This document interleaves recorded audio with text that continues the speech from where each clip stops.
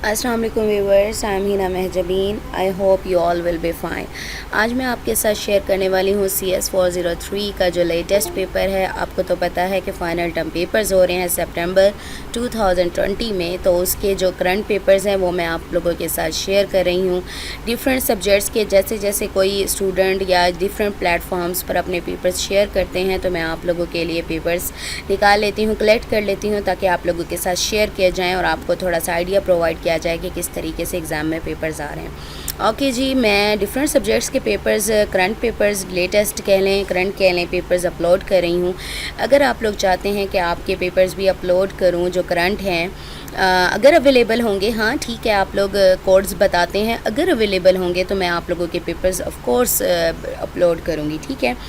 तो आपने क्या करना है, मेरे चैनल को सब्सक्राइब करना है और बेल आइकन को क्लिक करना मत भूलिएगा ताकि जो नेक्स्ट कोड्स जो पेपर्स अपलोड करूँगी सब्जेक्ट्स के तो आपके पास उसका नोटिफिकेशन पहुँच जाए, ठीक है। और बहुत सारे लोग बेल आइकन को क्लिक नहीं करते, सब्सक्राइब करने के बाद बेल आइकन को क्लिक करके ऑल किया करें ताकि सारे वीडियोस के नोटिफिकेशन आप तक पहुंच जाएं। मैंने पास्ट पेपर्स भी अपलोड कर दिए थे, फिर भी मेरे पास उन्हीं पास्ट पेपर्स की रिक्वेस्ट आ रही थी जो कि ऑलरेडी अपलोड कर चुकी हूं मैं, ठीक। चलिए जी, मैं आपको दिखा दूं कि CS403 जो कि डेटाबेस मैनेजमेंट सिस्टम है। ओके जी, इसके पेपर्स पहले तो मैं आप लोगों को एक एक पेपर प्रोवाइड कर रही थी। अब मैं क्या कर रही हूँ कि जितने 3-4 पेपर्स मैंने यानी 3-4 स्टूडेंट्स ने अपने अपने पेपर्स शेयर किए हैं तो 3-4 को इकट्ठा करके कि एक पेपर में ही आप लोगों को एक ही वीडियो में दिखा रही हूँ ताकि आराम से आप लोग देखें।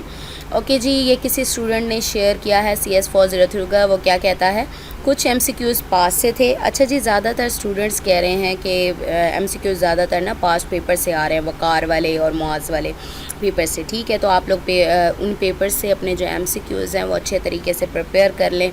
ओके जी, ज़्यादातर SQL क्वेरीज़ आई हुई थी, यानी आपने SQL क्वेरीज़ वाला कर लें, जैसे सेलेक्ट हो गया, इंसर्ट हो गया, डिलीट, अपडेट और मॉडिफाई वगैरह जैसी भी क्वेरीज़ हैं ये आपने सारी क्वेरीज़ कर लेनी है।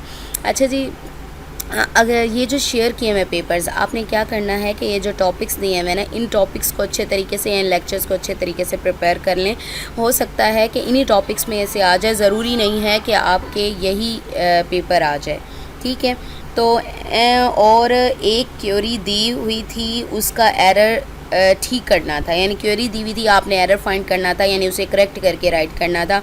इस तरीके से भी आप लोगों को आना चाहिए। अगर आपको क्वेरीज आ जाती हैं तो आप उसको करेक्ट भी कर सकते हो, उसका सिंटेक्स भी आना चाहिए। लॉन्ग में भी डू क्वेरीज, यानी लॉन्ग क्वेश्चंस में भी क्वेरीज का राइट किया हुआ था। आप लोग असाइनमेंट भी देख लें अगर CS403 की, तो उसमें भी क्या था, क्वेरीज लगानी थी। हमारी असाइनमेंट्स जो आई थी, एक प्रोटोकॉल फॉर करेंसी कंट्रोल, यानी करेंसी कंट्रोल के लिए आपने प्रोटोकॉल बताना था। एक difference between magnetic disk and optical disk में था, यानी ऑप्टिकल और मैग्नेटिक डिस्क में डिफरेंस आया हुआ था। और एक में डेटा फ्लो डायग्राम थी, कार्डिनलिटीज़ बतानी थी। Cardinalities I think number of columns cardinality होता है और दूसरी कौन सी होती है मुझे याद नहीं है, इसी तरीके से है। तो आपने इसमें कार्डिनलिटीज़ बतानी थी। अच्छा, कार्डिनलिटीज़ वाला भी आपकी असाइनमेंट में आया था।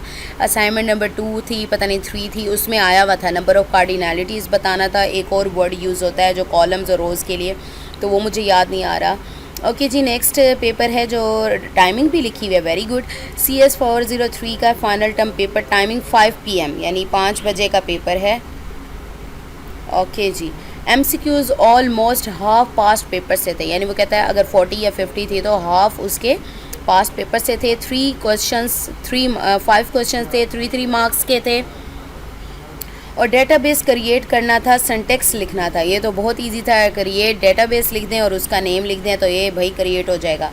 ओके जी, क्रिएट करने का जो सिंटेक्स है आपको वो आना चाहिए। Characteristics of physical storage media, physical storage media के आपने करैक्टरिस्टिक्स राइट करने थे। आपने क्या करना है, अपने पेपर मार्क कर लें और इन्हीं टॉपिक्स को अच्छे तरीके से प्रिपेयर कर लें। 5 ऑपरेशंस और रिलेशनल अलजेब्रा, रिलेशनल अलजेब्रा के आपने 5 ऑपरेशंस राइट करने थे, ठीक है। आप लोगों ने राइट करने, इन log file text X33 what does this statement, ये स्टेटमेंट क्या करती है। इस तरह की जो स्टेटमेंट वाले क्वेश्चन है वो देख लें, ज़रूरी नहीं है आपको यही फाइल वाला नेम दे दें, हो सकता है आपको चेंज दे दें। मार्क्स 5 मार्क्स के जो क्वेश्चन थे 2 टेबल दिए थे और इनमें से टेबल बनाना था सेमेस्टर रिज़ल्ट का, ठीक है। तो सेमेस्टर रिज़ल्ट का उन्होंने अपनी रिक्वायरमेंट भी दी होगी, यानी आप लोगों को टेबल्स क्रिएट करने आने चाहिए, उनमें डेटा इंसर्ट किस तरीके से करते हैं या कुछ सिलेक्ट करना हो या फिर आपने कोई कंडीशन लगानी हो तो वो किस तरह लगाते हैं। Entity instance, entity set, entity type table था, ठीक है, इसमें ये चीज़ें भी आनी चाहिए। व्यू क्रिएट करना था, प्रोफेसर टेबल था और उसका व्यू क्रिएट करें। व्यू क्रिएट करने की भी जो क्वेरीज़ हैं वो भी आ जाए। टाइम स्टैम्पिंग के बारे में पूछा हुआ था, ये भी याद कर लीजिएगा। नेक्स्ट पेपर देखें CS 403 का। ओके जी, 40 MCQs थे।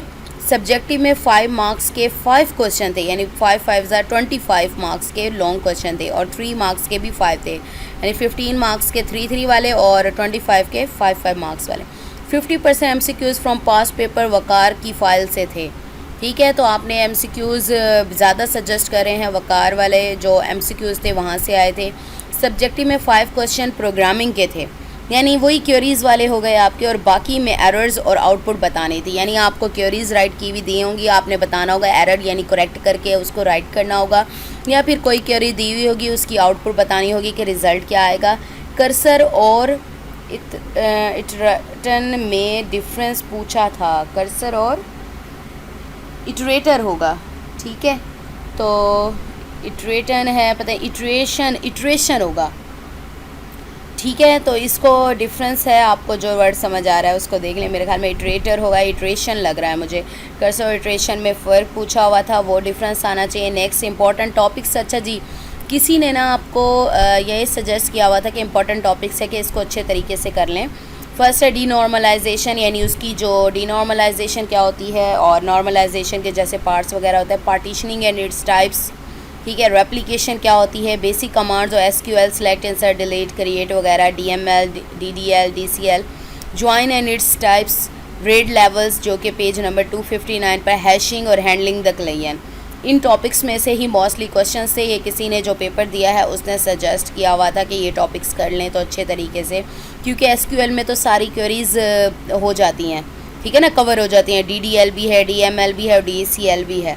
ज्वाइंस में भी सारा हो जाएगा आपका। Red levels, hashing, handling the client, यानी एरर्स वगैरह या किस तरीके से क्लाइंट है, और सारा ये मैंने आप लोगों को दिखा दिया। आप इन टॉपिक्स को कर लें। हो सकता है आपके जो क्वेश्चंस हैं इसमें से भी कोई एक आध रिपीट हो जाए, रिपीट होते हैं क्वेश्चन, ठीक है, 2-3 तो रिपीट मोस्टली हो जाते हैं। तो आप क्या करें, इन्हीं टॉपिक्स को अच्छे तरीके से करें। टॉपिक सजेशन भी है, ठीक है। तो आप अच्छे तरीके से कर सकते हैं, हेल्प हो जाएगी। तो आपने क्या करना है, जैसे मैंने आप लोगों को हेल्प प्रोवाइड की है, सारे पेपर्स कलेक्ट किए हैं, आपने क्या करना है, मेरी वीडियो पर अपने पेपर्स भी शेयर करने हैं। मैं अपना जो कमेंट है वो पिन कर दूंगी कि आप लोग मुझे अपने पेपर्स, जो करंट पेपर्स हैं वो भी शेयर करें आप लोग, तो ताकि हम दूसरों की भी हेल्प कर सकें जिस तरीके से आप लोगों की हेल्प हो गई है। तो आपने क्या करना है, बेल आइकन को क्लिक करना मत भूलिएगा। अपना ख्याल रखिएगा, टेक केयर, अल्लाह हाफिज़।